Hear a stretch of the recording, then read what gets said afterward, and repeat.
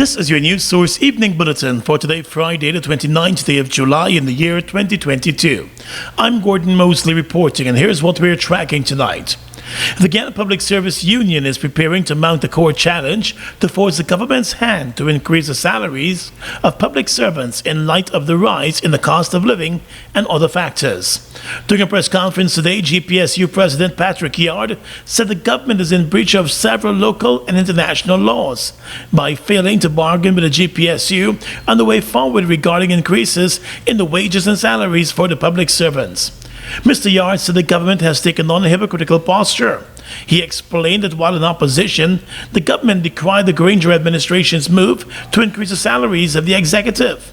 Yard said not only did they enjoy the same increase while in opposition, but they are doing so now, and they've totally disregarded the public servants.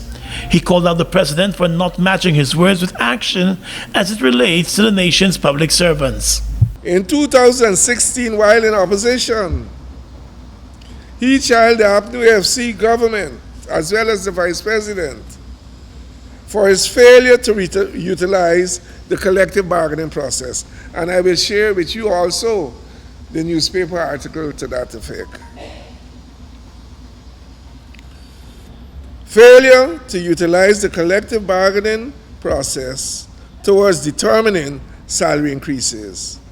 But following his assumption as president in 2020, scant regard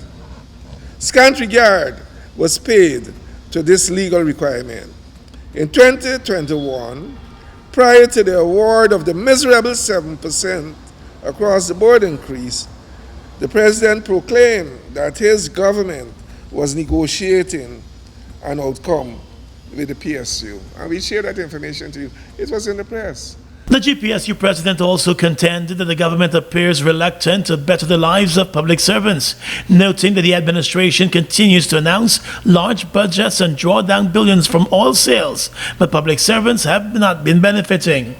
This government, following its ascension to office in the year 2020, did nothing to alleviate the pains and sufferings of its workforce, other than to offer a minuscule cash grant of $25,000 in the year 2020.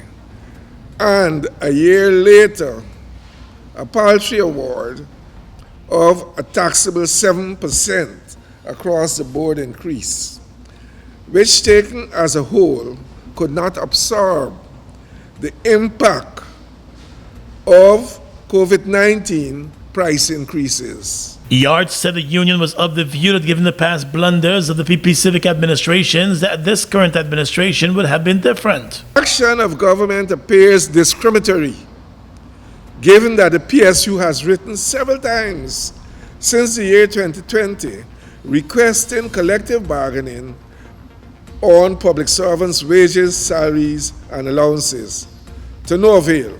The GPSU president said the government has shied away from its responsibilities and obligations under the legally binding collective labor agreements, the labor laws, ILO conventions, and the rights of workers. More news coming up in just a moment. Man, I've been getting this feeling lately. I don't know where it's coming from. I got this itch to win and win big, and I got to scratch it. Activate, scratch, win big with GTT's blazing hot summer promotion, which runs from July 1st to September 30th. Activate a data plan or bundle and receive a link to your digital scratch card every Saturday. Tap the link, scratch, and you can be a winner of one of our amazing prizes of electric bikes, TVs, laptops, tablets, food vouchers, and so much more. It's gonna be a blazing hot summer with GTT's Scratch and Win promotion. Are you looking for the best high school education at affordable fees? Then register your child today at the VYC Academy. Now enrolling grade 7 and 8 students for the 2022-2023 academic year. VYC Academy, achieving academic excellence. For more information, call us on 227-1013 or WhatsApp us on 613-4806.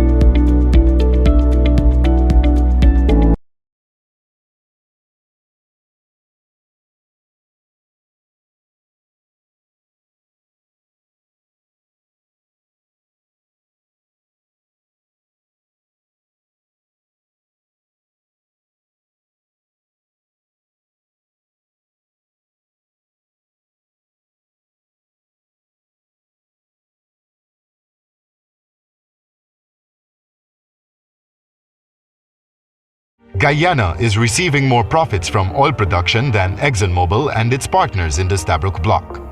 So far, the country has received over $700 million in profit oil and royalty. The royalty is paid by Exxon and its partners and is not recoverable.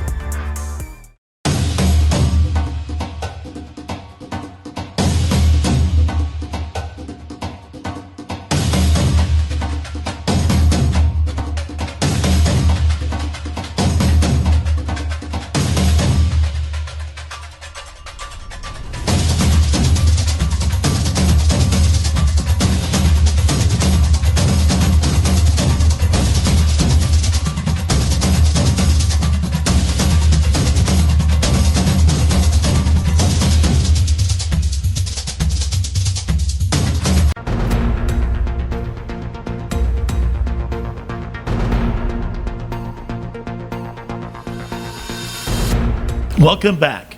President Irfaan Ali and members of his delegation, who have been on a one-week-long visit to Washington, D.C., met last evening with longtime U.S. Congresswoman Sheila Jackson Lee of Texas and Congressman Gregory Meeks of New York. During the dinner meeting, Congressman Gregory Meeks welcomed the president's push to ensure greater food security in Guyana and the rest of the Caribbean. He is an individual that has a vision of how to make sure that tomorrow is better than today. Bringing all of the people of Guyana together, thinking with the vision of the economy in Guyana, working together collectively with various other countries in the forefront with reference to making sure that we deal with agriculture and stop it so that people are not starving and hungry, and how the United States can work with them and participate and make sure that we have that partnership. And according to the Congresswoman Sheila Jackson Lee, Guyana has now found its place in the global arena. And what I see in you is the kind of leadership that can go into many doors around the world, view the people as equal, and show them respect so that we can have solutions. In brief remarks, President Irfaan Ali reiterated that Guyana is prepared to work with the U.S. on many fronts. But we have adopted a new approach, and that is an approach that brings efficiency in the system.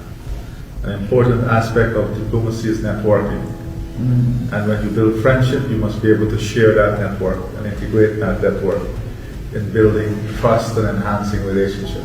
And that's a feature of democracy you will have seen at work this evening. The president also received a congressional certificate of recognition during the dinner meeting, while an official statement from the office of the president indicated that the president was hosted by the Congressional Black Caucus. None of the top members of that caucus were part of the meeting, and senior staff from Congresswoman Jackson Lee's office later clarified that the event was not hosted by the Congressional Black Caucus.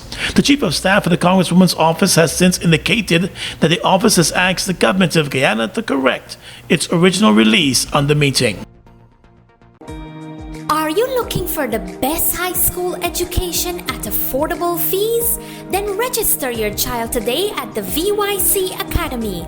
Now enroll in grade 7 and 8 students for the 2022-2023 academic year. VYC Academy, achieving academic excellence. For more information, call us on 227-1013 or WhatsApp us on 613-4806. Doors and windows, Republic. Rooms and more, Republic. A brand new rug on the floor. Come to Republic, come to Republic. Whatever you need, you got it. Come through and get your mortgage.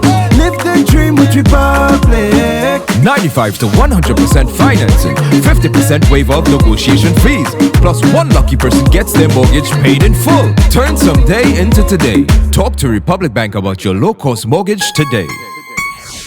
Does Tom know that his wife is having an affair with his best friend? He's got to know. Calm down, he doesn't know. Does he plan to kill them? And is there another woman in his life? You're not obsessed with sex, are you? Andre Wilcher, Sonia Yard, Mark-Luke Edwards, and Nuria Gerard star in the comic thriller Nothing to Die For by award-winning American playwright Michael Sasha Miller, Theatre Guild Playhouse, 28th to 31st July. Tickets $5,000 and $3,000. Directed by Russell Lancaster. You've got to see how this plays out. Get your tickets today. Adults only. It's the return of the annual Emancipation Juve. Jump in the water. Jump in the water. July 29th, inside the National Park. Revel in paint, powder, and water while enjoying free beers all night. If you think you see paint, you ain't seen nothing yet. And if you think you see powder, you ain't seen powder yet. Admission $3,000. Juve Vibes by Super 8 one-man band, Stereo Sonic, Father Moe, Gully Ross, Diamond, DJ Kilo, the girls from Teddy Bear, DJ Gary, and David Hyde. The annual Emancipation Juve is here again. Friday, July 29th. Sponsored by Stovetop, Stack, 592 PM, Caribbean Cider, Marvelous Entertainment, DDENT, Fireside Grill, 94.1 Boom FM, and Ministry of Youth, Sports and Culture. Emancipation Juve 2022. Make the girl them bend right over. Make the girl them bend right over. Make the girl them bend right over. Make the over. Guyana will continue to take a firm stand against trafficking in persons. That assurance came from the Minister of Human Services and Social Security, Dr. Vinny Prasad, this morning, as she addressed a rally that was hosted against trafficking in persons. She said while Guyana has been making moves in the right direction to fight the global problem, more will need to be done to raise awareness and to step up that fight. Last week, the U.S. Department of State released its annual global report on trafficking in persons.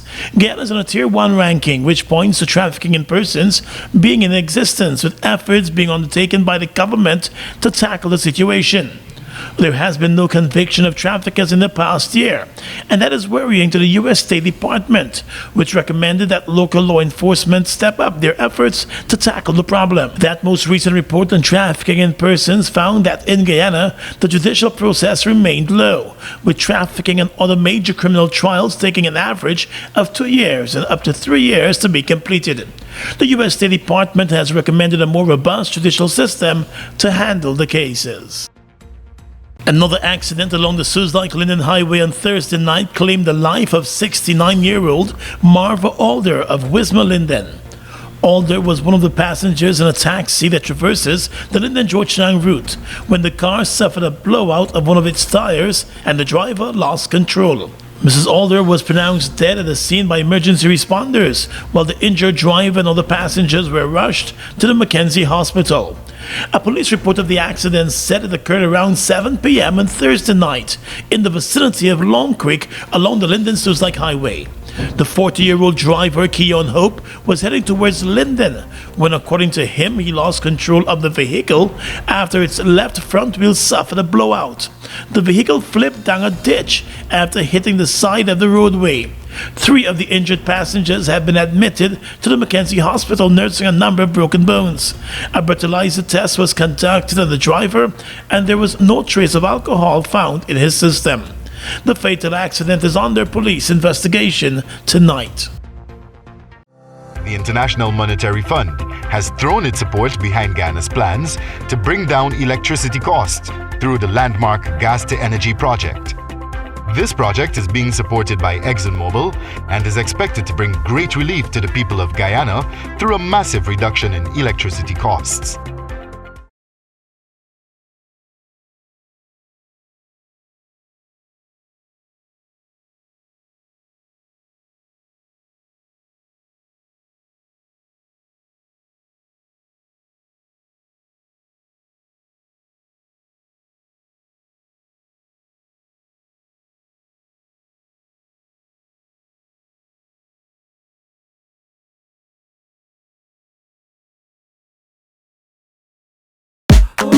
Doors and windows, Republic.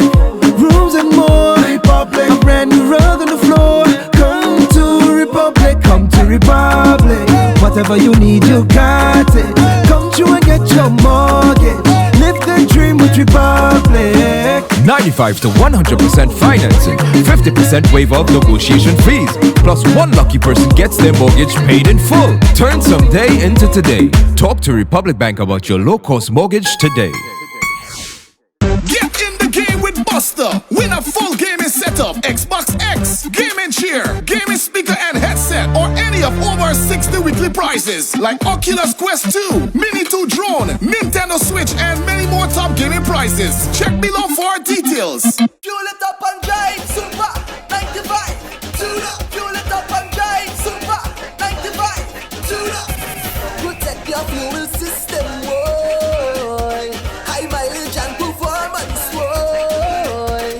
Guy Super 95 gasoline gives you more reasons to drive and is available at 56 service stations nationwide. For affordable price, high performance, and high mileage, choose Guy Super 95 gasoline. Fuel it up and drive.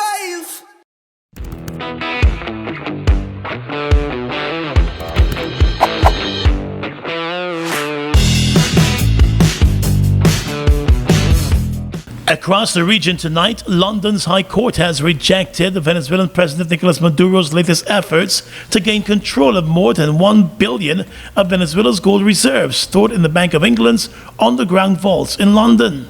The court ruled today that previous decisions by the Maduro-backed Venezuelan Supreme Court aimed at reducing opposition leader Juan Guaido's say over the gold should be disregarded. It marked the latest victory for Guaido, who has won a series of legal clashes after the British government recognized him, rather than Maduro, as the Latin American country's president. The Maduro and Guaido camps have each appointed a different board to the Central Bank of Venezuela, and the two have issued conflicting instructions concerning the gold reserves. Lawyers for the Maduro-backed BCV board said the central bank was considering an appeal after today's ruling, while Guaido, who has seen some international support falter over the last 18 months, called it an important victory.